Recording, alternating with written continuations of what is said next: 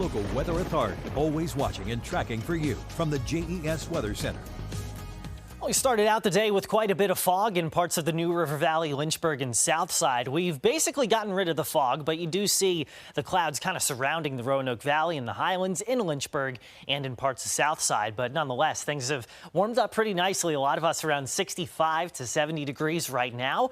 Nice and comfortable out there. We'll be just about as warm as Monday. So temperatures this afternoon in the upper 60s and lower 70s. By tonight, there's still just enough humidity out there to where temperatures really aren't going to drop all that much. You see first thing tomorrow morning, Blacksburg at 52, Lynchburg 54, Roanoke, Rocky Mountain, Bedford at 56. But all eyes once again on the tropics. Zeta, a tropical storm after having made landfall in the Yucatan Peninsula. Another Gulf Coast landfall. That'll be the 8th of the season so far. The rain and the wind from that storm coming into our area by Thursday. So future tracker shows that landfall happening near southeastern Louisiana at some point tomorrow evening.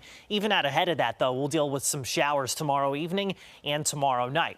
Some heavy pockets of rain, they'll be possible Thursday morning. You may see a break here or there, but it's really after about 11 a.m. or noon that we expect the worst of the weather as the center of the storm gets closer to us. You're looking at some pockets of heavy rain, possibly some gusty wind at times. And if we do see any kind of severe weather, that could be south of US 460 by Thursday afternoon. Now, the storm is moving very quickly. That's how it's different than any other storm we've dealt with so far this season. That's why we're going to see some gusty wind at times, but it's also in and out of here pretty fast. Behind it, still windy with a few showers heading into Friday morning.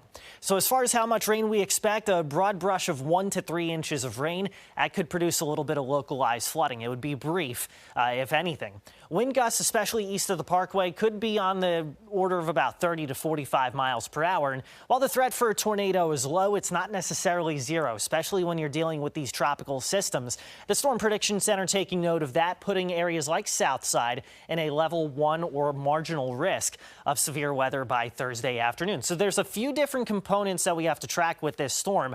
We don't want it to go farther west. If anything, we'd want it to go a little farther east so that we could kind of get out of dodge from some of those other impacts. But we'll keep you posted here as we go through the next few days, not just here on 10 News, but by downloading your local Weather Authority app. Just look up WSLS 10 Weather in your app store.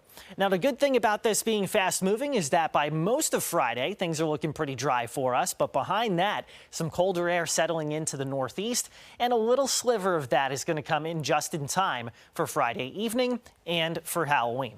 So for the New River Valley, we're in the lower 70s tomorrow, 60s on Thursday as we deal with the rain and a little bit of the wind from Zeta. I do think the worst of the wind is going to be a little bit farther to your east.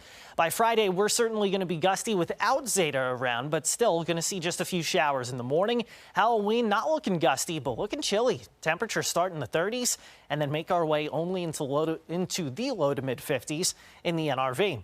For the Roanoke Valley, things looking pretty warm tomorrow. 60s by Thursday. Our drive-through trick-or-treating event at Lehman Family Farms looks good to go. Just a little windy at times. High temperatures by Halloween, despite sunshine, only making their way into the 50s.